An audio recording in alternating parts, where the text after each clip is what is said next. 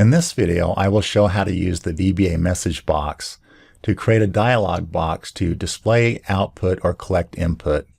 The dialog box has the advantage of forcing the user to notice and respond. It displays on top of Excel and will not let the program continue until the user acknowledges the dialog by pressing a key. In this simple script, I've just set it up to use the message box to display I like milk. So when I step into this, it pops up the I like milk message and it pauses and won't let the user click on anything else until the user presses OK. So basically, a message box is great for just displaying a message up to the user. In addition to displaying information for the user, you can also ask questions. And the message box is great for controlling the way the user can give you answers.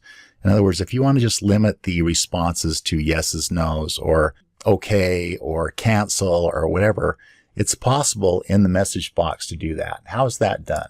By putting this parameter into the function, you can determine which buttons are displayed. So for example, if I want to just have yes or no, I can put in VB yes, no, and then what it will do is it will only show the buttons yes and no. If I put in VB retry cancel, then it will give me a button for retry and cancel.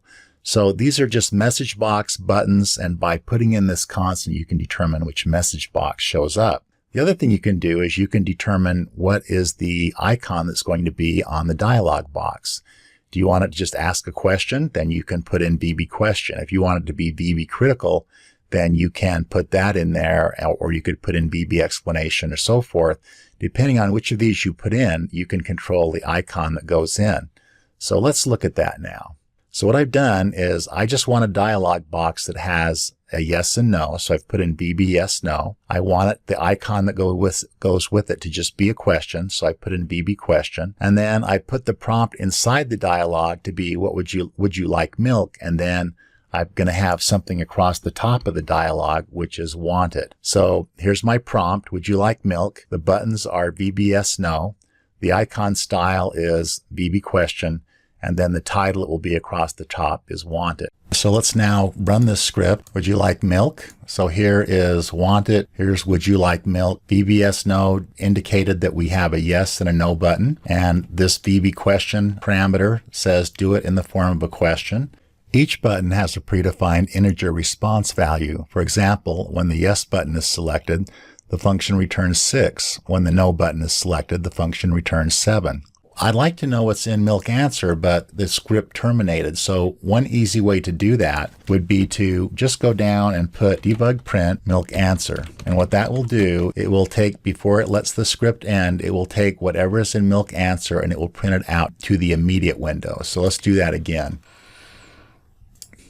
Would you like milk? Yes. And so this time when I said yes, the response came back as 6. So milk answer, because I said yes, recorded a 6. Now let's do it again, and I'll say no, and it should give us a 7. I'll say no, and then it recorded a 7. So don't be confused by the fact that sometimes when you're working with dialog boxes, it won't let you use your locals window, and it won't let you mouse over variables because things will tend to be taken control of by the dialog box. This little trick will just let you see what's in there, and you can make sure that things are working the way they should. All right, so now let's put an if statement in here to determine what we're going to display back to the user based on their response. So if milk answer equals 6, which was yes, then message box. Now in this case, I'm going to give it both a prompt and a title. So at the title, I'll say, okay. And in the prompt, I'm going to say, I will get a glass. I put a blank space between the two commas there because what we have is we have a prompt. This is empty. This buttons and the icon style is empty, and then it's going to go to title, and that should do that. If that's not true, we're going to say else I will put the milk away. So they don't want milk, then I can put it away. Would you like milk? Yes. Okay, I'll get a glass. All right, so that worked fine. Now let's try the saying no. Would you like milk? No.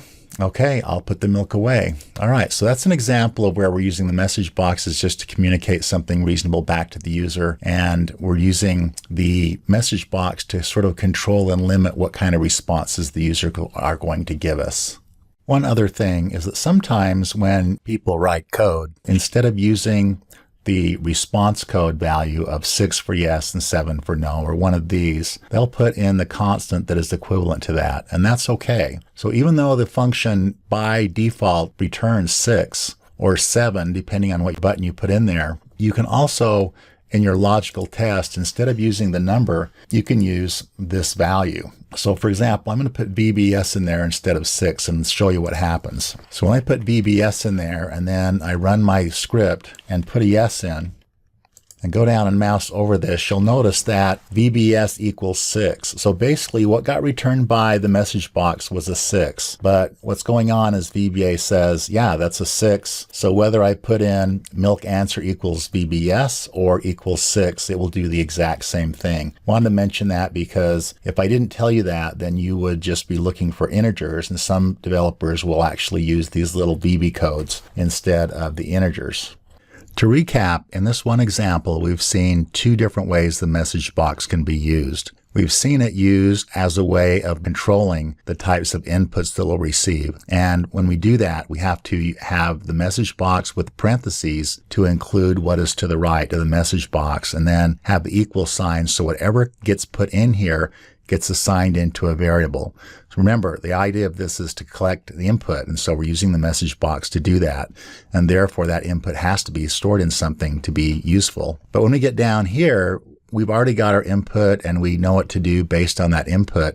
So we're just displaying outputs. We don't need to assign anything from the message box into a variable, and since we're just displaying outputs, then we don't need the parentheses. So here I just say message box space, and then I can get my string over here, and that works just fine without parentheses.